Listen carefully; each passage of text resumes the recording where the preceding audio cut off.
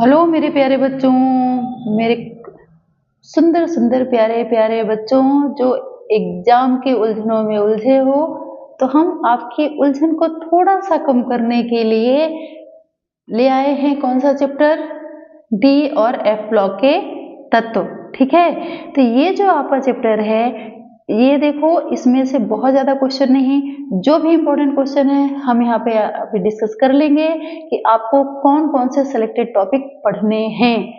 मेरे सारे प्यारे प्यारे बच्चे पूरे साल मेहनत करते हैं, लेकिन एग्जाम टाइम में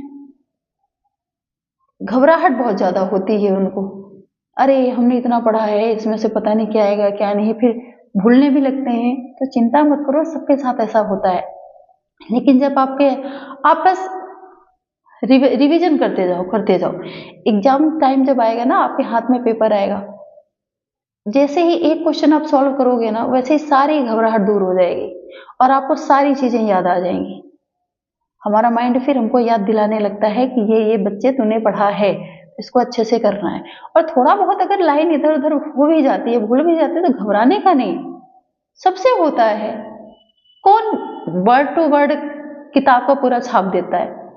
तो अपनी लैंग्वेज का यूज करके लिखो। देखो 9th से ही स्कूल्स में ये प्रैक्टिस कराई जाती है कि बच्चे किताब की लैंग्वेज तो यूज करें ही, लेकिन उस लैंग्वेज को अपनी लैंग्वेज में कन्वर्ट करके लिखने की कोशिश करें, ताकि आपको आगे प्रॉब्लम ना हो। ठीक है, तो इसके लिए घबराना नहीं है, भूल भी जाता है कोई बात नहीं, आपको करके आना है।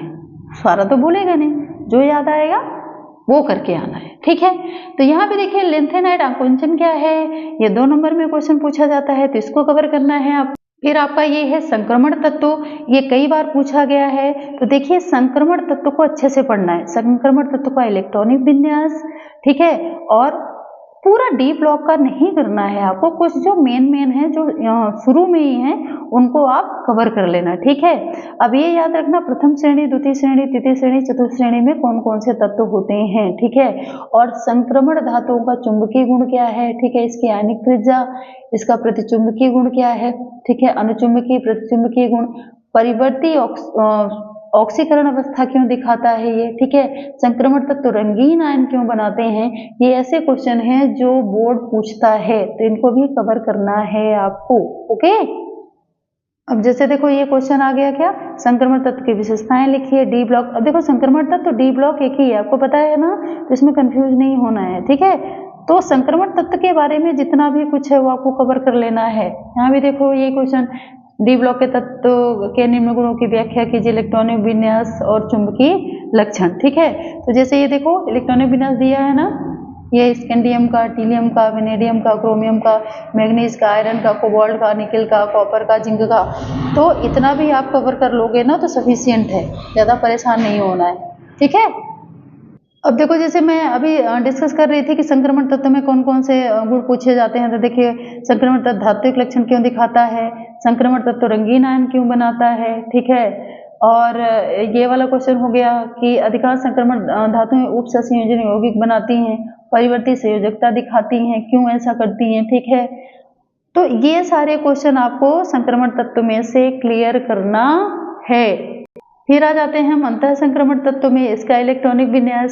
अच्छा बच्चों, थोड़ा सा इसको भी कवर करना है, पायरोलिसाइड से पोटेशियम परमैंगनेट बनाने की विधि। ठीक है, ये क्वेश्चन कभी कभी पूछा जाता है, तो इसको भी आपको अच्छे से पढ़ लेना है। ठीक है, अब यहाँ पे ये देखिए सीरियम की +3 तथा +4 ऑक्सीकरण अवस्थाएं क्यों प्रदर्शित होती हैं, तो इसका कारण भी आपको अच्छे से पढ़ना। 2024 और 18 में ये पूछा गया है, तो इसको भी अच्छे से कवर कर लेना। फिर यहाँ पे आपका है एफ ब्लॉक के तत्वों की विशेषताएं, या तो डी ब्लॉक या तो एफ ब्लॉक, तो इस तरह के क्वेश्चन इसमें आते हैं। अब ये नीचे लघुत्तरी क्वेश्चन में है, देखिए 3 अंक के क्वेश्चन में ल्यूटेनियम की अपेक्षा ल्यूटेनियम वो ट्राई हाइड्रोक्साइड अधिक क्षारीय होता है, क्यों, तो ये आपको लेंथेनम, ल्यूटेनियम और ये लेंथेनम। ठीक है, तो ये इसका ये आपको पूरा लक्षण बताना है।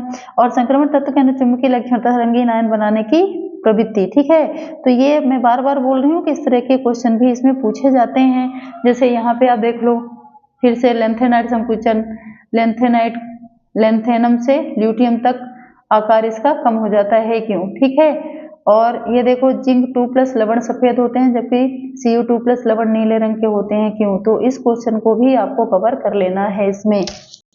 अच्छा, अभी पीछे भी हमने बताया था कि ये वाला क्वेश्चन भी आपको कवर करना है, पायरोलुसाइड से पोटेशियम परमैंगनेट कैसे प्राप्त करेंगे, ठीक है, ऑक्जेलिक अम्ल से पोटेशियम परमैंगनेट की अभिक्रिया का रासायनिक समीकरण। तो ये कई टाइप में क्वेश्चन पूछा गया है, ठीक है, तो इसको भी थोड़ा आप अच्छे से कवर कर लेना, ठीक है। तो ये जो आपका चैप्टर है संक्रमण तत्व, डी और एफ लॉग के तत्व, इसमें जो मोस्ट इंपॉर्टेंट क्वेश्चन है ये यही है। अगर डी और एफ लॉग के बारे में आपने इनके लक्षण वगैरह पढ़ लिए ना, तो आपके 4 नंबर, 3 नंबर, 5 नंबर, जितने नंबर के भी क्वेश्चन आएंगे आप सारा कुछ कर लोगे। घुमा फिरा के देखो हर जगह यही पूछा है, चुंबकीय गुण, ऑक्सीकरण अवस्थाएं, रंगीन आयन, ठीक है। तो इसी तरह के क्वेश्चन इसमें आते हैं, घबराना नहीं है। अच्छा, ये कुछ अभिक्रियाएं हैं जो अधिकतर परमैंगनेट के, पोटेशियम परमैंगनेट के साथ ही देगा, या डाइक्रोमेट या पोटेशियम परमैंगनेट, ठीक है। तो इसको थोड़ा सा आप कवर कर लेना, ज्यादा अभिक्रियाएं नहीं है इसमें, थोड़ी ही हैं। ये इसके नाम से आएगा क्या होता है जब, ठीक है। तो इसको भी थोड़ा सा आप देख लेना, सबकी अभिक्रिया पोटेशियम परमैंगनेट, पोटेशियम परमैंगनेट, ठीक है। तो ये थोड़ा सा आपको कवर करना है। तो ये चैप्टर यहीं तक, इसमें से आपको इतना ही पढ़ना है और इतना ही, इसमें से ही आपके एग्जाम में पूछा जाएगा। तो बच्चों, तो हम ये अपना अगला चैप्टर भी डिस्कस कर लेते हैं।